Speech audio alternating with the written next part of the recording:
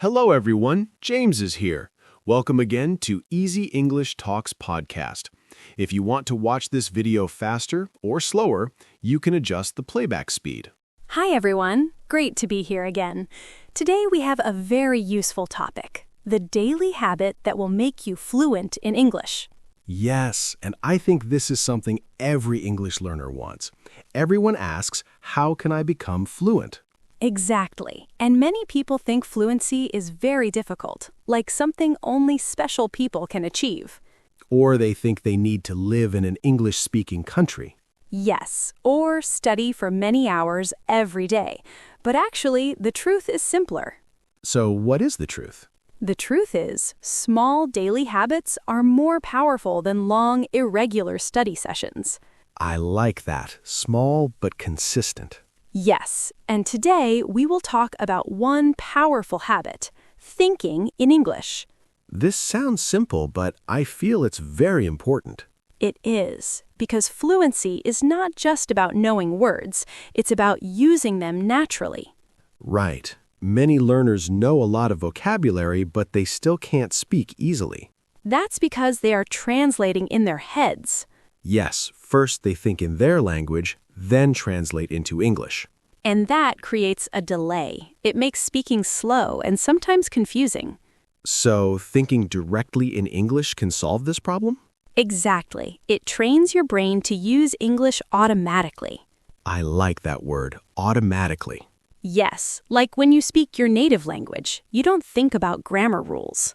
True. I never think, oh, this is present tense.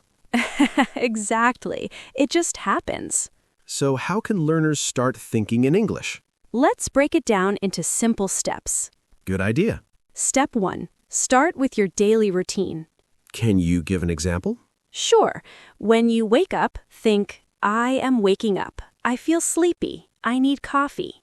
That's easy and natural. Yes. Then when you brush your teeth, I am brushing my teeth.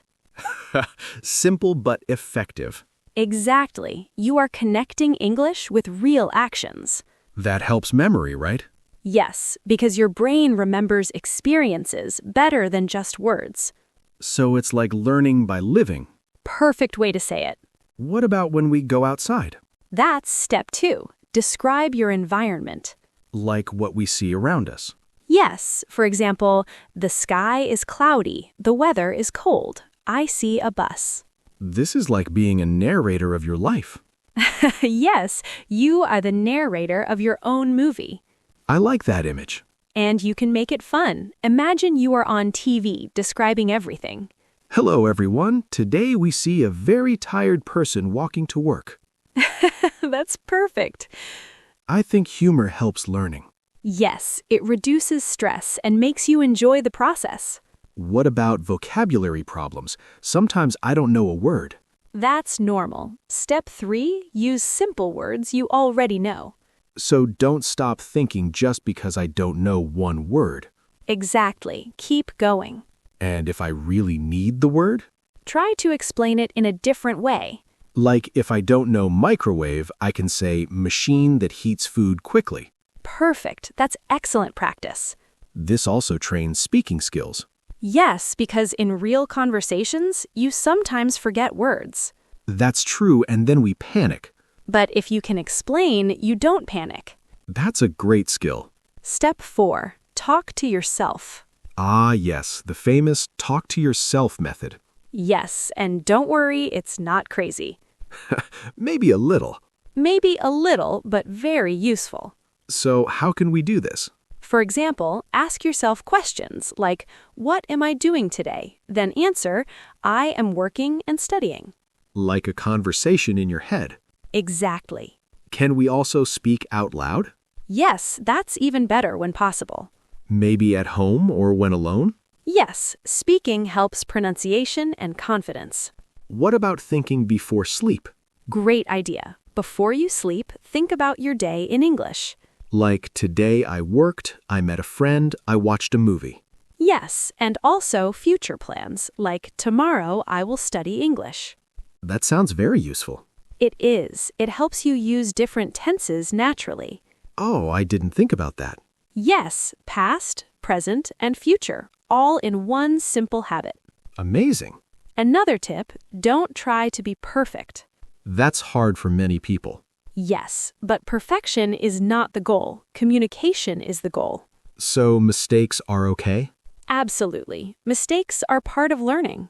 Even native speakers make mistakes. Exactly. So we should relax. Yes, relax and enjoy. How long should we do this habit every day? Start with 10 minutes. Only 10 minutes? Yes, but every day. Consistency again. Yes. After some time, you can do 20 or 30 minutes. Or maybe all day? Yes, some learners start thinking in English most of the day. That's the goal. Exactly. I think this habit is powerful because it doesn't need special tools. Yes, no books, no apps, no internet. Just your brain. And your imagination. I like that. Let's give a small example conversation in the mind. Okay. What should I eat? I want pasta. Do I have pasta? No, I need to go shopping. That's very natural. Yes, it's real-life English. Not textbook English. Exactly. I think many learners focus too much on grammar rules. Yes, grammar is important, but practice is more important. So thinking in English is practice. Daily, natural practice. Before we finish, let's give a challenge. Yes, a 7-day challenge. Okay, what is it? For 7 days, think in English for at least 10 minutes every day. And try to increase little by little. Yes, and use real situations. And don't worry about mistakes. Exactly. After 7 days, you will feel more comfortable. And more confident. And maybe a little more fluent. Yes, step by step. All right, everyone. We hope this episode helps you build a powerful daily habit. Remember, fluency is not magic, it's practice. Small actions every day. Big results over time. Don't forget to subscribe and share the video with your friends. Bye and see you next time. Bye-bye.